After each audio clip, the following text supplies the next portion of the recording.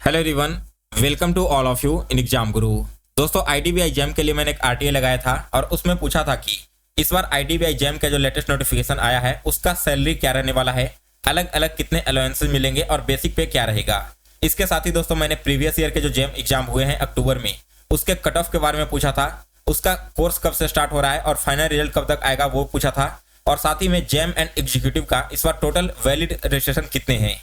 So guys, इस video में आप सभी को आरटीए का पूरा आंसर दिखाने वाला हूं। आप सभी लोग वीडियो को लास्ट तक जरूर देखना, और जितने भी नए कैंडिडेट अभी इस वीडियो को देख रहे हैं आप सभी लोग चैनल को सब्सक्राइब कर इसका बेल नोटिफिकेशन को ऑन कर लें, ताकि आईबीपीएस एग्जाम से रिलेटेड जब भी मैं कोई नई वीडियो अपलोड करूं तो उसका नोटिफिकेशन आप तक सबसे पहले पहुंच जाए। ये जो आरटीआई है इसका पीडीएफ मैं आपको अपने टेलीग्राम ग्रुप में डाल दूंगा। टेलीग्राम ग्रुप का लिंक मिल जाएगा इसी वीडियो के डिस्क्रिप्शन बॉक्स में। चलिए दोस्तों, आज का वीडियो स्टार्ट करते हैं। सो गाइस देखो, ये रहा आपका क्वेश्चन। पहला क्वेश्चन मैंने पूछा था कि जो एक्सपेक्टेड डेट क्या है फाइनल रिजल्ट का आईडीबीआई जैम एडवर्टाइजमेंट 8/2023, और इसका जो कोर्स है वो कब से स्टार्ट होगा। दूसरा क्वेश्चन था आईडीबीआई जैम एंड एग्जीक्यूटिव का जो अभी लेटेस्ट रिक्रूटमेंट है जिसका एग्जाम 30 और 31 दिसंबर को हुआ था, इसमें वैलिड रजिस्ट्रेशन कितने हैं। तीसरा क्वेश्चन था कि जो जैम है इसकी सैलरी कितने रहने वाली है, और चौथे क्वेश्चन में मैंने पूछा था कि जैम को क्या क्या अलाउंसेस मिलेंगे जैसे कि पेट्रोल, एचआरए वगैरह। पांचवा क्वेरी यहाँ पर था आईडीबीआई जैम का जो प्रीवियस रिक्रूटमेंट था उसका कट ऑफ क्या रहने वाला है। तो सबसे पहले मैं आपको इसकी सैलरी स्लिप दिखाता हूं और उसके बाद बाकी सारे रिप्लाई दिखाऊंगा। ये रहा दोस्तों आपका सैलरी स्लिप, दो पार्ट में दिया गया है। एक है आपका एनुअल और ये है आपका मंथली। जो आपकी सीटीसी रहने वाली है 6.14 लाख से लेकर 6.50 लाख तक, और ये जो सैलरी स्लिप है वो आपको ऑल इंडिया लेवल पर है, यानी कि हर एक जगह पर यही सैलरी मिलने वाला है। केवल एचआरए डिफरेंट होगा। एचआरए कितना होगा इसके बारे में नीचे मेंशन किया गया है। जितने भी क्लास ए सिटी हैं वहां पर एचआरए रहेगा 50% का, जो बी सिटी है वहां पर 40% और क्लास सी सिटी में 30% रहने वाला है। चलिए देखते हैं सबसे पहले बेसिक पे क्या है। तो देखोगे तो इसका जो बेसिक पे है मंथली बेसिस पे 15,000 रुपये है और एनुअल बेसिस पे 1,80,000 रुपये।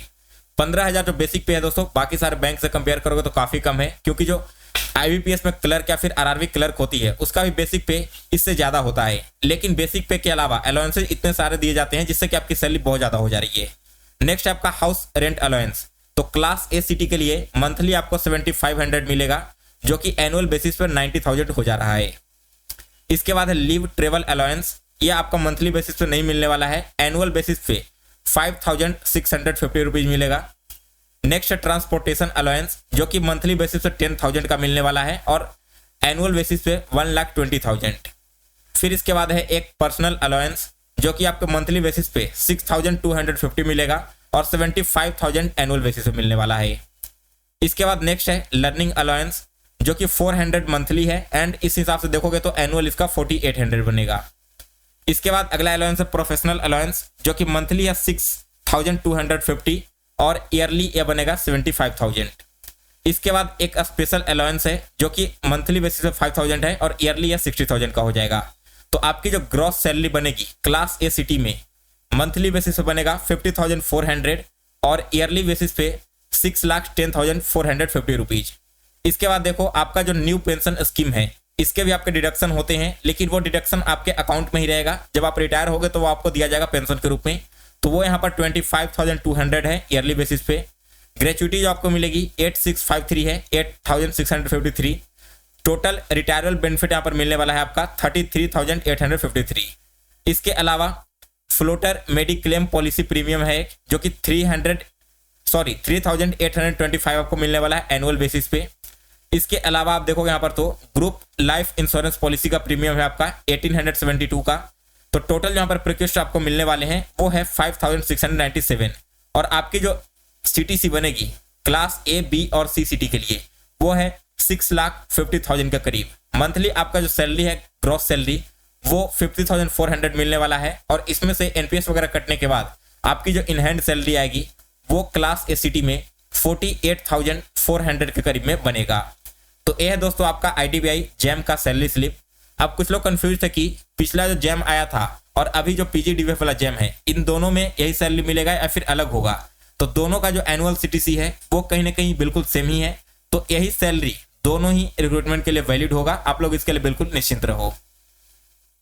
इसके बाद दूसरा क्वेश्चन मैंने पूछा था कि टोटल वैलिड रजिस्ट्रेशन कितने हुए हैं जैम एंड एग्जीक्यूटिव में। तो देखोगे एग्जीक्यूटिव में अनरिजर्व कैटेगरी से 3825 फॉर्म फिल किए गए हैं। ईडब्ल्यूएस कैटेगरी से 1638 फॉर्म है।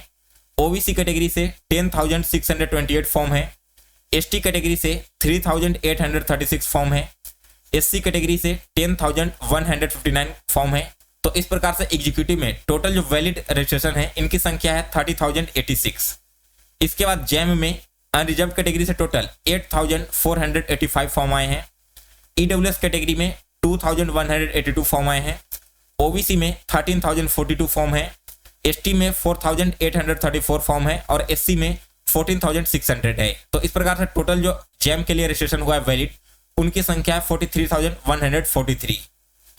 इसके बाद अगला क्वेश्चन था what is the expected date for final result of IDBI JAM advertisement number 82324। तो इसके बारे में उन्होंने बोला है कि फाइनल रिजल्ट का अभी कोई डेट फिक्स नहीं है, इसी वजह से आरटीआई में रिप्लाई नहीं दिया गया है। वैसे आपका मेडिकल हो चुका है और मेडिकल के बाद लगभग 10 से 15 दिन लगते हैं फाइनल रिजल्ट आने में। तो आप एक्सपेक्ट कर सकते हो कि 15 जनवरी के आसपास आप सभी के मेल आने स्टार्ट हो जाएंगे और ऑफिशियल साइट पर भी स्कोर कार्ड रिलीज कर दिया जाएगा जिसमें सेलेक्टेड एंड नॉन सेलेक्टेड दोनों कैटेगरी के कैंडिडेट के मार्क्स शो होने लगेंगे। फिर इसके बाद नेक्स्ट क्वेरी था what is the cut off of IDBI JAM advertisement number 823। तो कट ऑफ के बारे में भी देखो यहाँ पर क्लियरली यही लिखा गया है कि इसके बारे में जो इन्फॉर्मेशन है वो बैंक की वेबसाइट पर होस्ट कर दिया गया है कि जैसे ही आपका कंप्लीट प्रोसेस हो जाता है तो आपकी कैटेगरी वाइज जो टेस्ट वाइज कट ऑफ है एंड मार्क्स है वो दोनों डिक्लेयर कर दिए जाएंगे। तो एक वीक का और आप लोग वेट कर लो, एक वीक के अंदर ही आप सभी लोग इसका कट ऑफ एंड मार्कशीट देख पाओगे। सो गाइस ये था आपका कुछ आरटीआई का रिप्लाई। इसके साथ ही दोस्तों जो अभी 30 दिसंबर को एग्जीक्यूटिव का एग्जाम हुआ है और 31 दिसंबर को जैम का, तो इसका रिजल्ट कब तक आएगा। सबसे पहले देखो जो 30 दिसंबर को एग्जीक्यूटिव का रिजल्ट आया, एग्जाम हुआ है, 10 से 12 दिनों के अंदर रिजल्ट आ जाते हैं। तो आप एक्सपेक्ट करो कि 10 जनवरी के आसपास आपको इसका रिजल्ट देखने को मिल जाएगा और यहाँ पर जब रिजल्ट आएगा तो आपका फाइनल स्कोर कार्ड भी साथ ही में रिलीज कर दिए जाते हैं। इसके अलावा जो जैम है लास्ट टाइम लगभग 1 महीने का टाइम लग गया था 35 दिन का रिजल्ट आने में। तो इस बार भी हम एक्सपेक्ट कर सकते हैं कि जनवरी में 20 के बाद आपको कभी भी इसका रिजल्ट देखने को मिलेगा। दोस्तों अगर आपको लगता है कि जैम का एग्जाम बढ़िया गया है तो इंटरव्यू का प्रिपरेशन अभी से स्टार्ट कर दो, क्योंकि लास्ट टाइम के जैसा ही इस बार भी इंटरव्यू के लिए बहुत ज्यादा टाइम नहीं दिया जाएगा। मैक्स टू मैक्स आपके पास 10 दिन होंगे और इस 10 दिन में पूरे इंटरव्यू की तैयारी करना पॉसिबल नहीं है। खासतौर पर वैसे स्टूडेंट जो पहली बार इंटरव्यू देने जा रहे हैं, आपको बहुत सारी चीजें भी पढ़ना होगा। तो आप अभी से अपनी तैयारी कंटिन्यू रखो ताकि रिजल्ट आने के बाद आपको कोई फिर प्रॉब्लम ना हो। सो गाइस ये था एक छोटा सा वीडियो। अगर आपको ये वीडियो इन्फॉर्मेटिव लगी हो तो इसे लाइक और शेयर करें। मिलते हैं दोस्तों फिर से एक नए वीडियो में।